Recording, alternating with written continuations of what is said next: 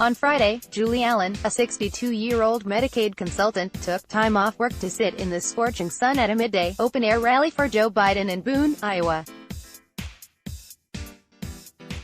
In 2016, she told me she was all in for Bernie Sanders, but she now feels he's past his time, and as she considers her choices for the February caucuses, he's no longer in her top 5.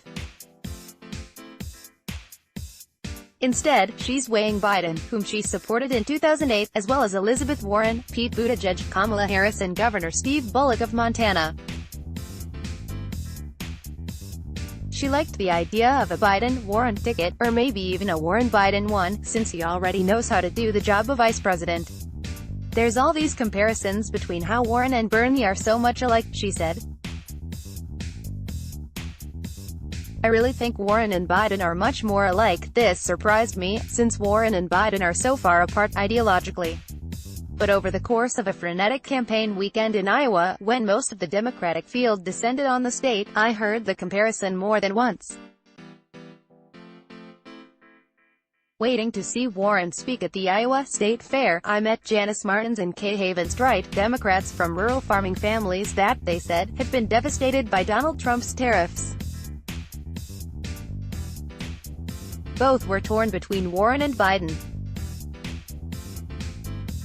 They have a lot of differences, but there's a lot of similarities as well, said Martins, 49, pointing out the various ways that Biden has moved left in recent years.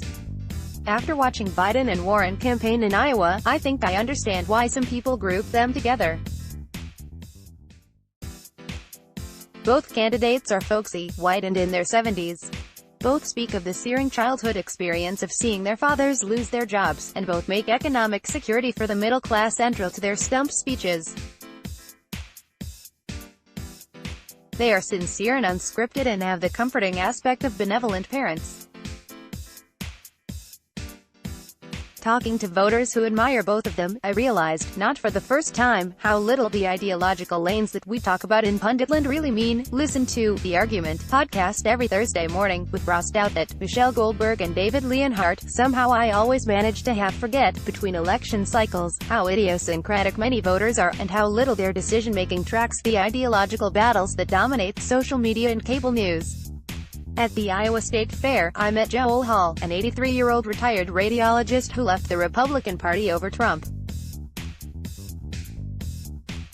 One might think he'd be eager for a centrist option, but among the candidates he likes is Warren. I think she's a good thinker, and I think she can get under Trump's skin. Image Senator Elizabeth Warren at a pre-fair town hall event in Jefferson, Iowa, last week.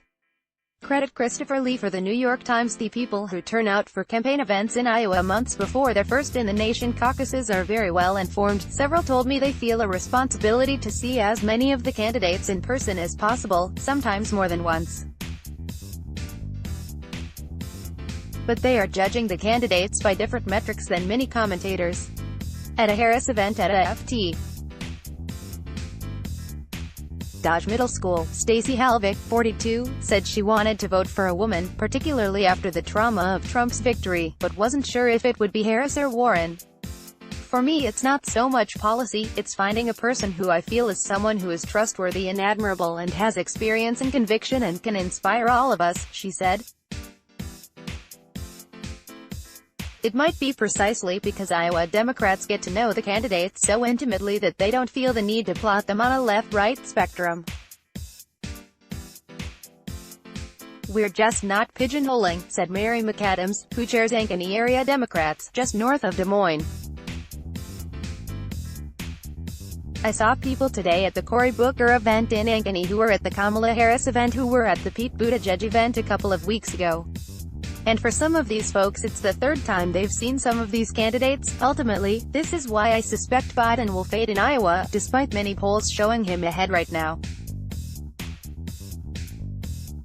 As people see more of him, at least some are beginning to become alarmed about his pronounced verbal sloppiness. McAdams was one of the few I spoke to who worried about Warren's electability, but she also seemed livid about Biden's repeated gaffes. These included his recent statement that poor kids are just as bright and just as talented as white kids, and the claim that he met survivors of the Parkland shooting when he was vice president. Although the massacre took place last year, I am just ready to turn the other way and never turn back, McAdams said. You don't get to continue to make all of those gaffes. At some point that's got to stop.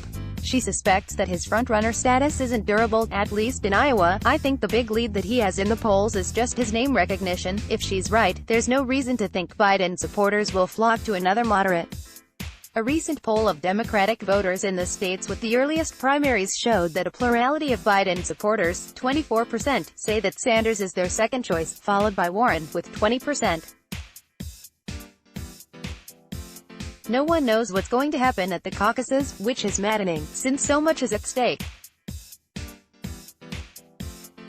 There are no lanes, only the irreducible and hard-to-measure quality of human connection. This thing could go anywhere. Related more from Opinion on Joe Biden, Elizabeth Warren and the 2020 race. Opinion, Joe Biden, banning assault weapons works SOG 11, 2019 Opinion, Frank Bruni, Elizabeth Warren and Bernie Sanders, marooned together on Fantasy Island Jill 31, 2019 Opinion, Nicholas Kristof, imagining a Warren Buttigieg, or Buttigieg-Warren, ticket Jill 31, 2019 Opinion, Michelle Cottle, take the Iowa caucuses. Please. June 11, 2019 Opinion, David Leonhardt, Elizabeth Warren actually wants to fix capitalism R15, 2019 The Times is committed to publishing a diversity of letters to the editor. We'd like to hear what you think about this or any of our articles. Here are some tips. And here's our email, letters@nytimes.com. Follow the New York Times Opinion section on Facebook, Twitter, @NightOpinion, and Instagram. Let's block ads. Why?